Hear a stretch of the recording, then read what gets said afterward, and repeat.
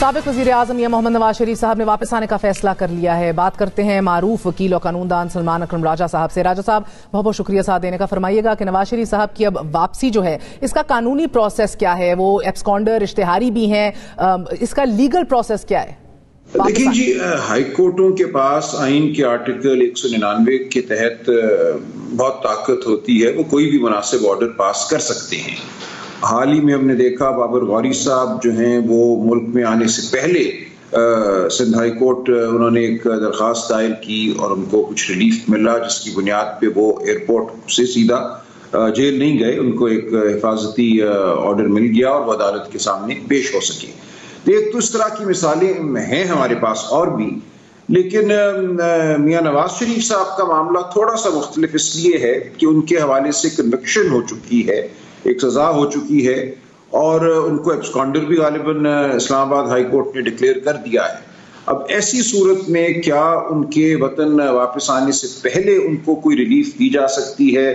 कोई दरखास्त उनकी जानिब से अदालत सुनेगी, रिलीफ देगी? जैसा मैंने अर्ज किया, अदालत चाहे तो ऐसा कर सकती है, लेकिन आम हालात में ये नहीं हुआ करता। एब्सकॉन्डर को पहले अदालत के सामने पेश होना होता है और फिर अपनी बात करना होती है। लेकिन ये मुमकिन है कि उनको एयरपोर्ट से अदालत तक आने के लिए कोई प्रोटेक्टिव ऑर्डर मिल जाए, जिसकी बुनियाद पे वो अदालत के सामने पेश होकर अपना मौक़िफ़ बयान कर सकें। जो भी उनके मामलात थे, तिब्बी मामलात और दीगर, उनके हवाले से अपनी जो है अपना मौक़िफ़ पेश करके कोई ऑर्डर वो ले सकें।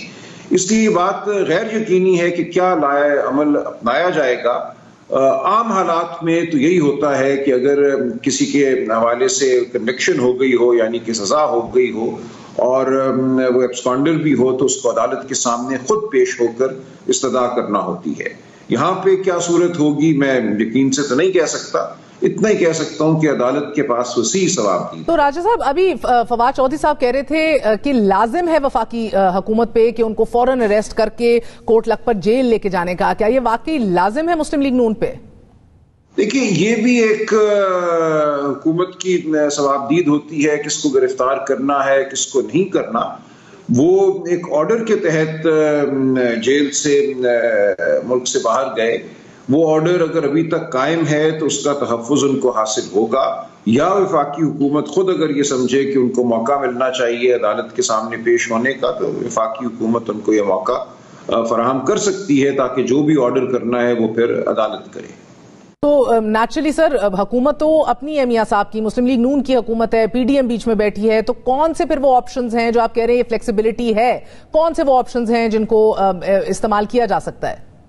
देखिए, एक तो ये हो सकता है कि वो वतन वापस लौटें, इस्लामाबाद आए, उनको ना गिरफ्तार किया जाए और उनको मौका दे दिया जाए अदालत के सामने पेश होने का। ये मुमकिन है। वफाकी हुकूमत को कोई मजबूर तो नहीं कर सकता कि जरूर वो गिरफ्तारी अमल में लाएं। ये किया जा सकता है, या दूसरी सूरत यह है कि उनके आने से पहले अदालत से रुजू करके कोई ऑर्डर ले लिया जाए, जिसकी बुनियाद पे वो गिरफ्तारी से बच जाएं और अदालत के सामने पेश हो सकें। यही दो रास्ते हैं। तो सर, अगर ये इसके अंदर पंजाब हुकूमत जिधर तहरीक इंसाफ मौजूद है, उनका क्या किरदार हो सकता है? अगर बेल ना मिली, अल्टीमेटली लाहौर आना है, पंजाब में आना है, तहरीक इंसाफ की उधर गवर्नमेंट है और आधे बेबस हैं वो अल्टीमेटली।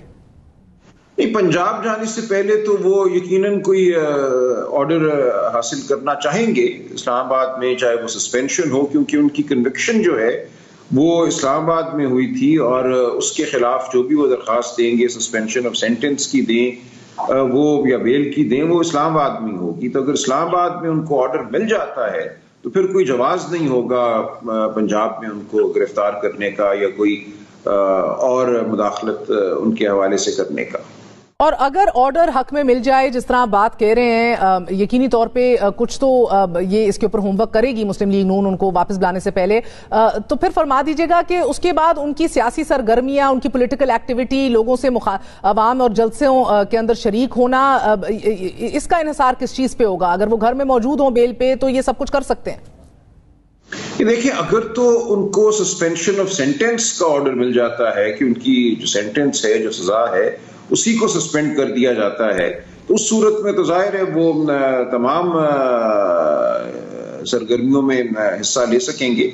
लेकिन अगर उनको किसी तिब्बी बुनियाद पे कोई रिलीफ दी जाती है तो फिर देखना होगा कि उस रिलीफ की क्या कदो-खाल क्या है।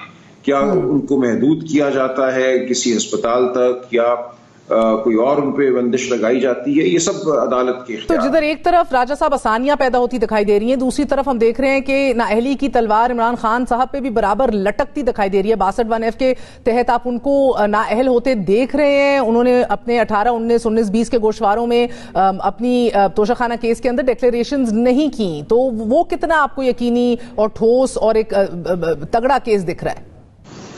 देखिए जी, 62(1) जो है वो बिल्कुल एक तैरती हुई एक तलवार है, वो कहीं भी जा सकती है। उसका मयार क्या है ये किसी को इल्म नहीं है, और ये फिर एक अदालती सवाबदीद की बात है। अगर तो वो मयार लगाया जाए जो मियां नवाज शरीफ साहब पे लगाया गया था, जो मेरी मुअद्दबाना राय में गलत था, कि अगर आपने अपने गोशवारों में एक ना ली गई तनख्वाह जो है उसका इजहार नहीं किया बतौर दौलत के, उसको अपना एसेट डिक्लेयर नहीं किया, तो आप सादिक नहीं हैं, तो फिर तो कुछ भी हो सकता है। लेकिन बाद में मुकदमात जो आए, शेख रशीद साहब का मुकदमा, ख्वाजा आसिफ साहब का मुकदमा और दीगर, उनमें कुछ मुख्तलिफ मयार जो है वो अपनाया गया है। देखिए, यहाँ सूरत हाल ये है कि अभी तक इलेक्शन नहीं लड़ा इमरान खान साहब ने जिसमें उन्होंने कोई अपने असासे जो हैं वो गलत डिक्लेयर किए हों। यही कहा जा रहा है ना कि जो हर साल मेंबरान पार्लियामेंट को इलेक्शन कमीशन में गोशवारे दाखिल करना पड़ते हैं जिनमें अपने असासों का बताना पड़ता है, उन गोशवारों में इन असासों का जिक्र नहीं हुआ। अब उस हवाले से अगर देखा जाए तो इलेक्शन कमीशन के पास 120 दिन होते हैं गोशवारों के दाखिल हो जाने के बाद कोई सवाल करने के। उसके बाद वो मुकदमा भी जो है बनाकर मजाज अदालत में नहीं भेज सकते। तो इलेक्शन कमीशन के लिए इस मामले को देखना मेरी नज़र में मुश्किल है। और वैसे भी 62(1) में जो डिक्लेरेशन है वो एक अदालत की होनी चाहिए। इलेक्शन कमीशन तो अदालत नहीं है। अब इलेक्शन कमीशन अगर अदालत नहीं है तो वो बराह रास्त 62(1) की डिक्लेरेशन कि कोई शख्स सादिक है या नहीं मेरी नज़र में नहीं दे सकता।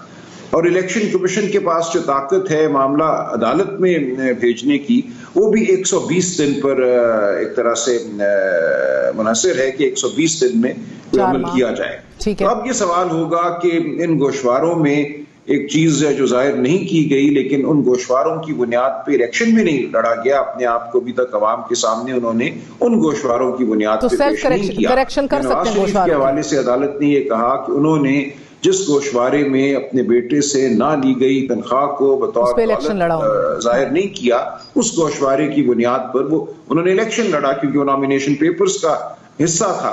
यहाँ ये बात नहीं हुई। अगर कोई बहुत बारीक फर्क निकालना चाहे तो ये फर्क तो निकाल सकता है। ठीक है। दूसरा ये कि वो अपने गोशवारों की तस्हीह भी कर सकते हैं, कह सकते हैं आज भी कि मैं ये चीज डिक्लेयर करता हूँ। एक और मामला इनकम टैक्स के हवाले से हो सकता है कि जिस रकम से उन्होंने ये जो तोहफे थे तोशाखाना से खरीदे, क्या उस रकम का इजहार हुआ था? खरीदने के बाद अगर ये उनकी तहवील में रहे, उनकी मिल्कियत में रहे, तो फिर क्या इनका इजहार हुआ था? और अगर इनको बेच दिया गया तो उससे हासिल होने वाली जो रकम थी, क्या उसको बतौर इनकम डिक्लेयर किया गया या बतौर असासा डिक्लेयर किया गया? ये तमाम सवालात हैं। लेकिन इनकम टैक्स के लॉ में भी जो रिटर्न होती है उसको आप अमेंड कर सकते हैं, उसकी तस्हीह कर सकते हैं। सेक्शन 114 में ये गुंजाइश है कि किसी भी स्टेज पे नोटिस वसूल होने से पहले। बहुत बहुत शुक्रिया। हमारे साथ सलमान अकरम राजा साहब मौजूद थे। आपने बात सुनी, वक्त तलब मामला है, लेकिन नवाज शरीफ बहरहाल वापसी की तैयारी पकड़ चुके हैं।